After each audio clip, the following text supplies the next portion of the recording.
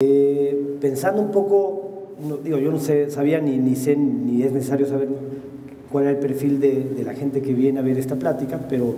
lo que sí me queda claro es que el concepto de interdisciplinaridad, que para mí es fundamental en mi trabajo, es lo que lleva un poco a cómo preparé al día de hoy lo que me gustaría compartir con ustedes.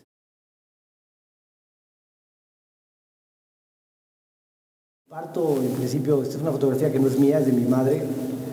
Graciela Iturbide, y la pongo un poco porque siento que mi trabajo, el hablar de procesos y el proceso como un tema fundamental en la arquitectura, es decir, la arquitectura tiende a veces a ser muy controlada, exigir un control desde el arquitecto y hacia el cliente, y pienso que parte fundamental sería lograr, como en esta imagen, que la vegetación pueda penetrar en una casa y hacer más contundente la relación del accidente con una geometría conformada de origen. Este es un edificio conocido aquí, es el que está enfrente de la Alameda, que ya vestido de mármol, de granitos, de maderas, me parece que es un edificio que se asfixia un poco, que es un edificio que busca hacer un poco en base a la época, que se hizo en los finales de los 90, etc. Cuando aquí la losa es losa, la columna es columna, y no solo eso, sino estos elementos que salen al edificio, que sirven además para que no se caiga el cascajo a otras partes, donde se está trabajando, empieza a haber una composición audaz, asimétrica, que suena interesante. Interesante otra vez porque se hace con sentido común para un programa, en este caso, de trabajo. Es decir, donde yo estoy trabajando el entrepiso, ahí pongo estos elementos que salen y me sirven para resolver un problema.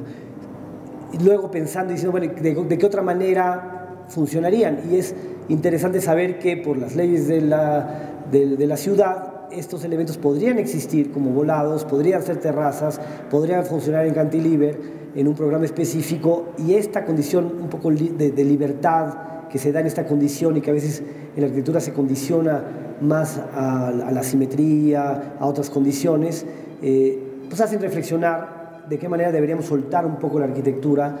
y dejar que estas situaciones le ayuden a ser más compleja en su composición. Después, con Benjamín Díaz, en su galería, ahí en la Roma, me pidió hacer una intervención como una especie de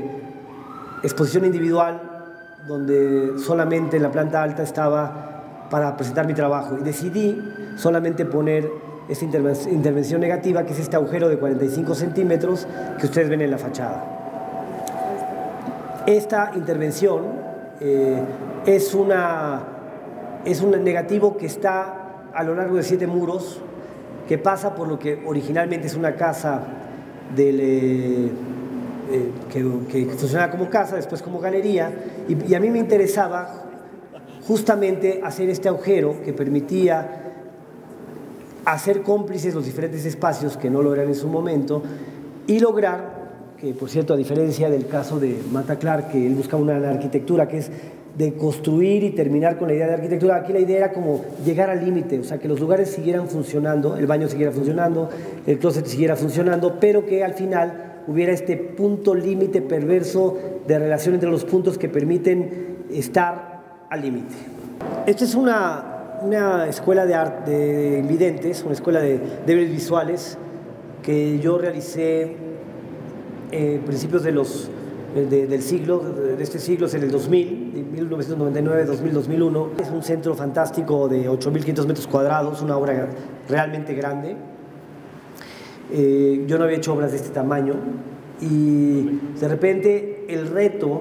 de hacer una obra que fuera diseñada para gente que no ve nos implicaba reflexionar sobre puntos fundamentales que son los otros sentidos, ¿no? Es decir, qué podía tocar, qué podían oler, qué podían sentir, y en ese sentido decidimos tomar una serie de estrategias que ayudaran a una arquitectura muy sencilla, ortogonal, con volúmenes, con un programa muy específico, con 3, 4 materiales, lograran cumplir con el programa que requiere un invidente o débil visual. Esto es en Iztapalapa, una zona,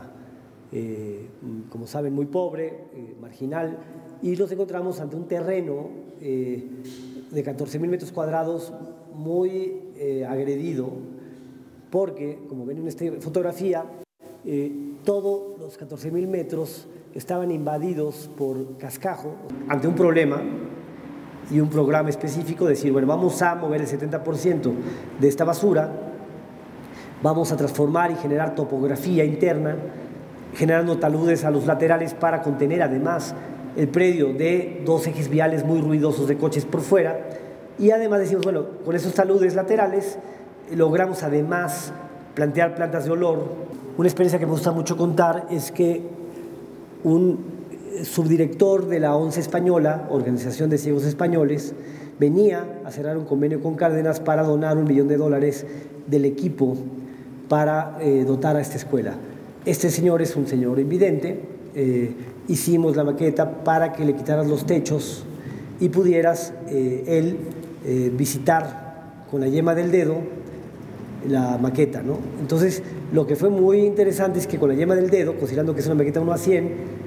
de repente me decía, mira, este edificio, metiendo el dedo dentro de uno de los talleres, mira, este taller tiene 4,50 de altura, claro, eran 4,50 centímetros que él seguramente tiene muy identificado con la yema del dedo. Y este corredor, y esa es una plaza, y ese es un exterior, ese es un interior. Mira que bien entra la luz acá, porque claro, podía tocar el acrílico de los vidrios. Y finalmente sí me hizo ver, y agradezco la experiencia, de que el recorrido con la yema del dedo sobre la maqueta me volvía a reafirmar que lo que habíamos considerado como arquitectura y como experiencia sobre el edificio no estaba por mal camino. Es decir, sí habíamos estructurado el edificio para la experiencia, la presión volumétrica de los volúmenes, la condición sombra-luz que suceden en el mismo. Bueno, pues yo creo que pues eso sería un poco, la intención es entender que piezas pequeñas, piezas grandes, de diferente formato, lo que importa, o lo que por lo menos a mí me interesa transmitir el día de hoy o compartir, es que es una investigación y que la arquitectura, como le pasa a un artista, un escultor o un músico, lo que tenemos es un proceso de aprendizaje, de pensamiento, de reflexión, y las obras son un pretexto para seguir creciendo, pensando y compartiendo. Gracias.